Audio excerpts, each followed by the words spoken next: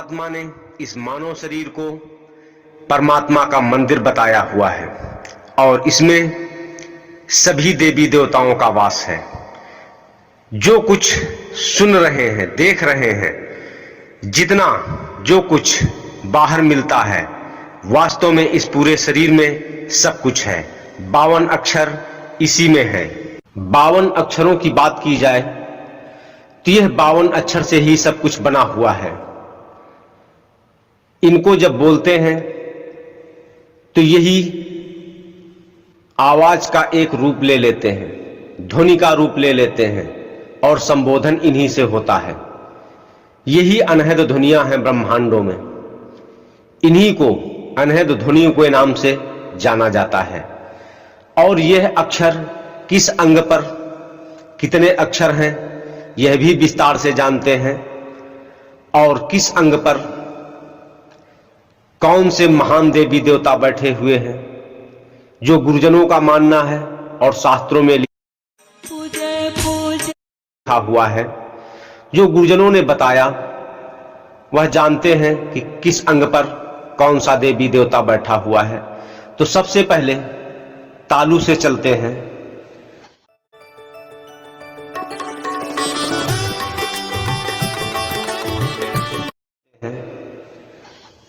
जो पैर के तालु हैं, तालुओं से लेकर के घुटने के ऊपर तक 7 पाताल पाए जाते हैं। सबसे पहले पाताल जो तालुओं में होता है, फिर रसातल, फिर महातल, फिर तलातल, सुतल, वितल, अतल। यह 7 पाताल होते हैं। और जंघाओं में अश्विनी कुमार और उपेंद्र का वास होता है। फिर चलते हैं द्वारों की तरफ। द्वार जो होते हैं, यह मनुष्य का शरीर 9 द्वारों से बना हुआ है। तो प्रथम द्वार गुदा स्थान पाया जाता है। तो यहां पर गणेश जी बैठे हुए हैं और अग्रपूज्य भी होने के कारण मानव जब नित्य क्रिया करता है तो सर्वप्रथम नित्य क्रिया के लिए मल त्याग करने के लिए जाता है। अग्रपूज्य के अनुसार जो शास्त्रों में पाया जाता है और मानव देह के अनुसार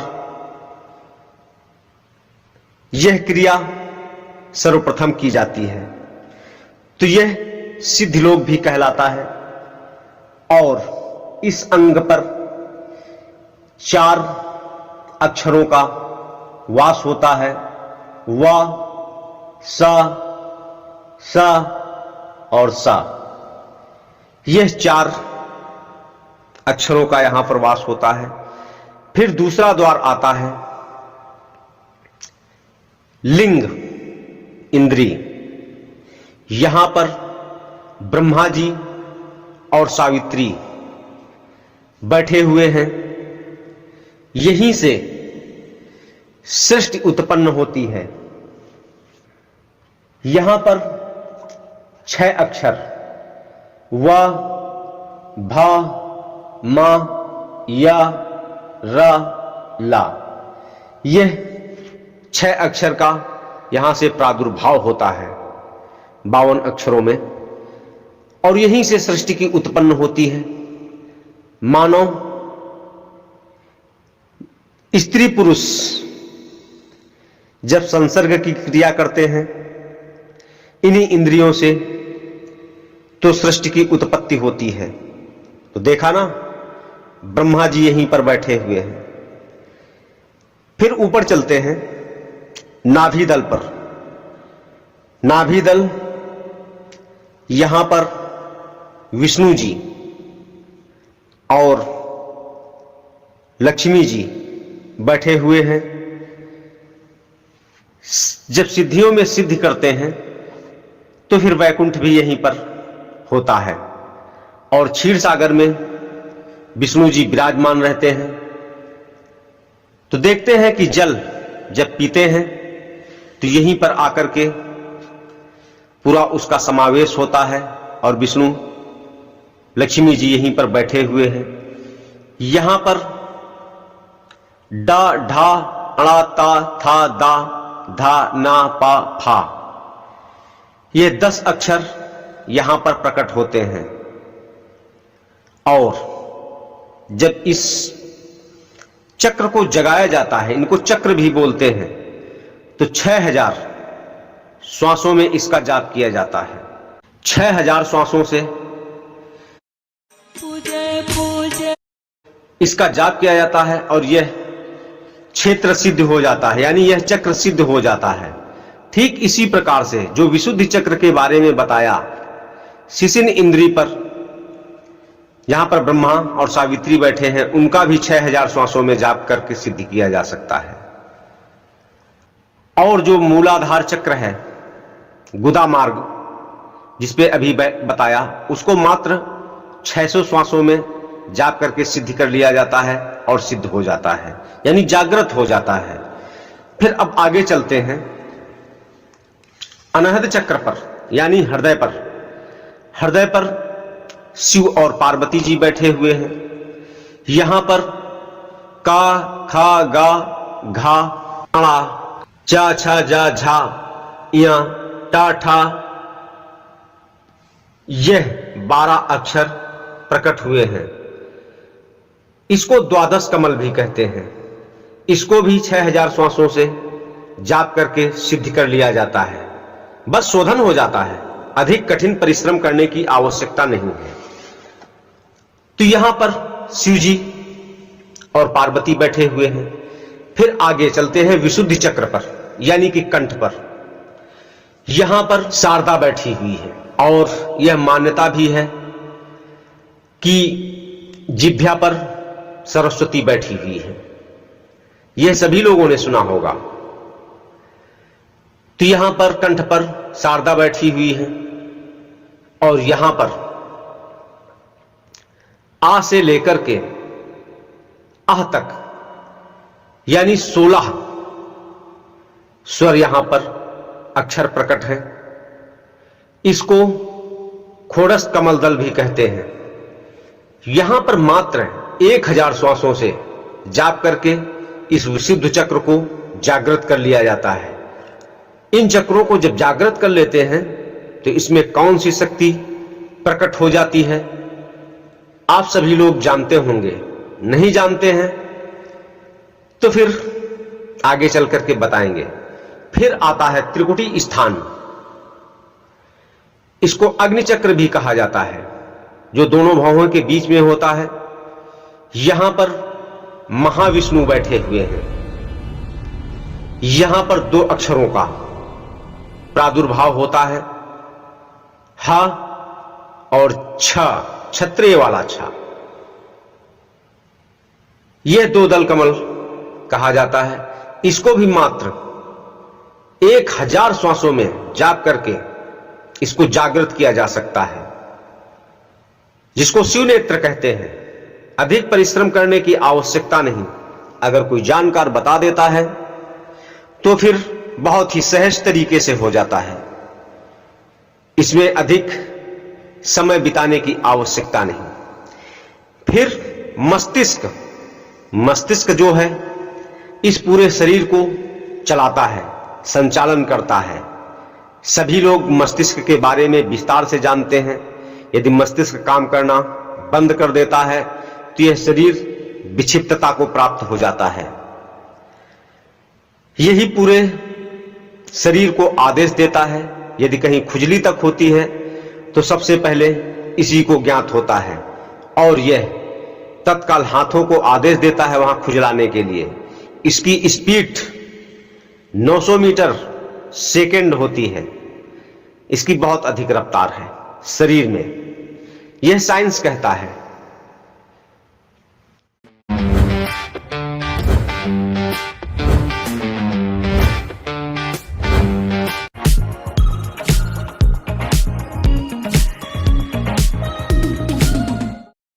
तो यह 52 अक्षर हो गए। और यह जो मस्तिष्क है, मस्तिष्क पर सहस्त्रासार कमल भी कहा जाता है और यहां पर निराकार ब्रह्म निरंजन बैठे हुए हैं। जो निर्गुण भक्ति करते हैं वो इन्हीं की भक्ति करते हैं।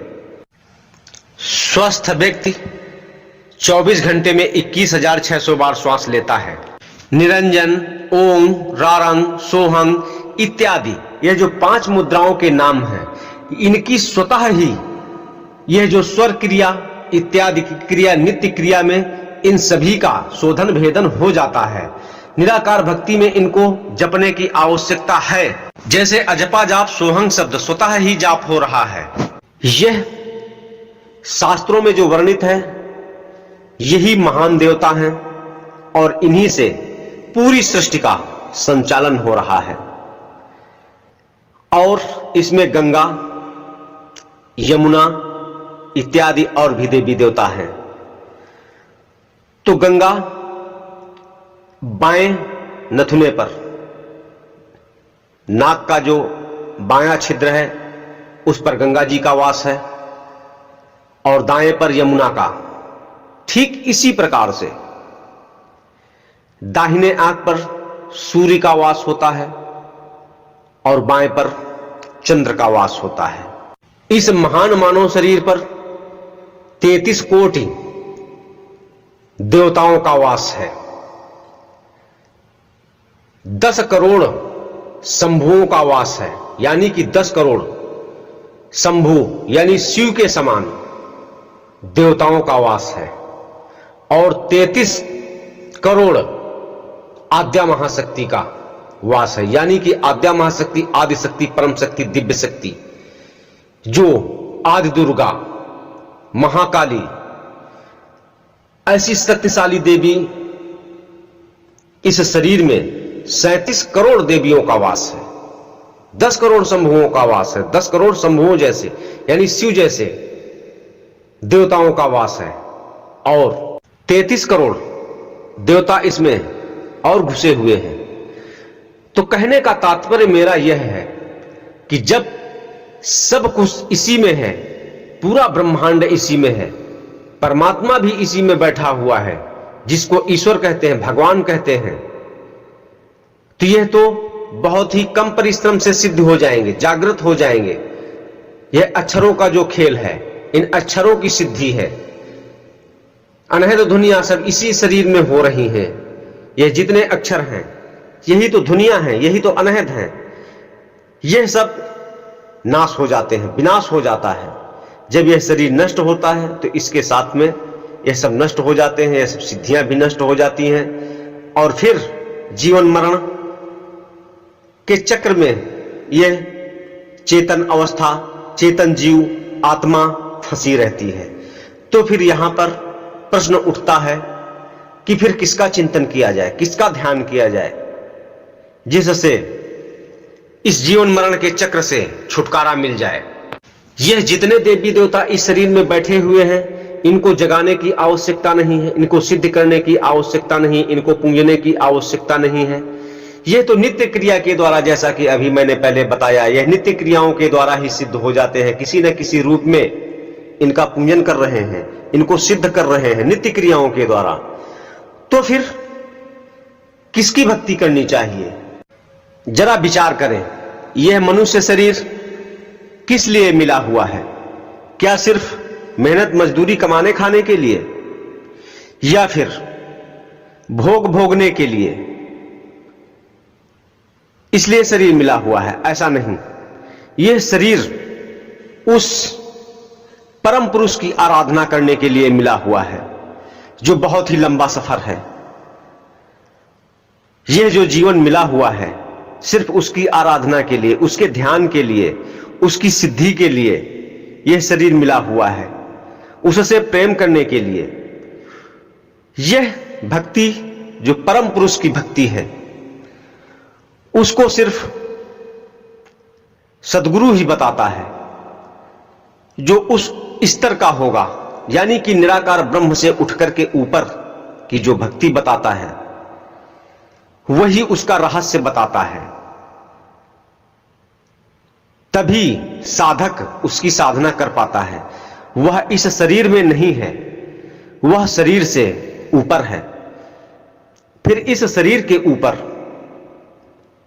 10वां द्वार आता है, रंध्र द्वार। फिर रंध्र द्वार के ऊपर 10वें द्वार के ऊपर फिर 7 लोक पड़ते हैं। उन लोकों का भी वर्णन बताता हूं कि वह कौन से 7 लोक हैं। सभी कुल मिला के इस शरीर के 14 लोक और 7 लोक ऊपर के 21 ब्रह्मांडों का जिक्र आता है। तो अब 21 ब्रह्मांडों का भी वर्णन सुन लीजिए, फिर मैं बताऊंगा कि वह परम पुरुष और इस परमात्मा यानी ईश्वर में कितना बड़ा अंतर है। तो ध्यान लगा करके सुने। रात को 2